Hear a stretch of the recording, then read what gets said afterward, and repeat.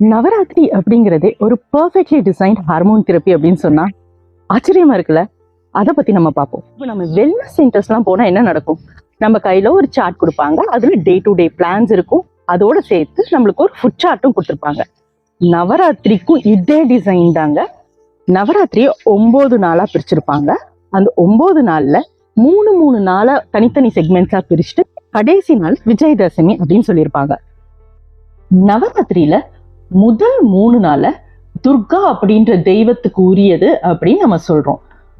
துர்கா அப்படின்ற தெய்வம் ஸ்பெசிபிக்கா எதோட ரிலேட் ஆகும்? அசுரர்களை அழிக்கிற தெய்வம் அப்படின்றதோட ரிலேட் ஆகும். இந்த முதல் 3 நாட்கள்ல எடுத்துக்கிற உணவுப் பொருட்களை நல்லா கவனிச்சு பார்த்தீங்கன்னா அதுல கருப்பு கொண்ட கடலை, பச்சை பயிறு அப்படின்ற சுண்டல்களா இருக்கும்.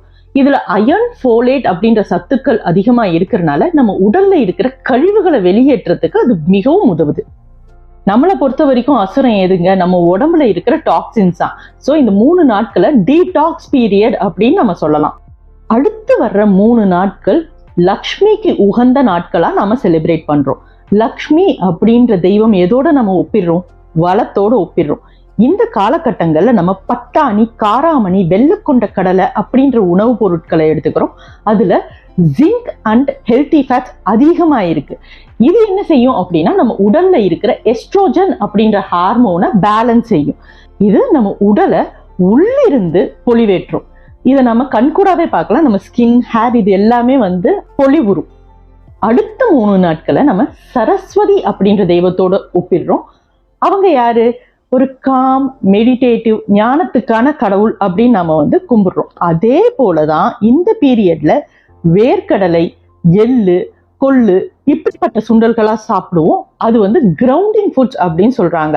இந்த உணவுப் பொருட்கள்ல என்ன செய்யும் அப்படின்னா நம்ம உடல்ல இருக்கிற ப்ரொஜெஸ்டிரோன் அப்படின்ற ஹார்மோனை பேலன்ஸ் பண்றது மட்டும் இல்லாம செரட்டோனின் அப்படின்ற ஹார்மோனுக்கும் சப்போர்ட் செய்யும். கடைசியா விஜயதசமி அப்படின்னு சொல்லிட்டு கொண்டாடுவோம். விஜயதசமி போது நம்ம என்ன செய்வோம்? சக்கரை பொங்கல், பாயாசம், இப்படி ஸ்வீட்டான விஷயங்களை சாப்பிடுவோம். இது வேற ஒன்றும் இல்லைங்க, நம்ம உடல்ல டொப்பமைன் அப்படின்ற ஒரு ஹார்மோன் இருக்கு. அது தூண்டும் விதமா இது இருக்கு.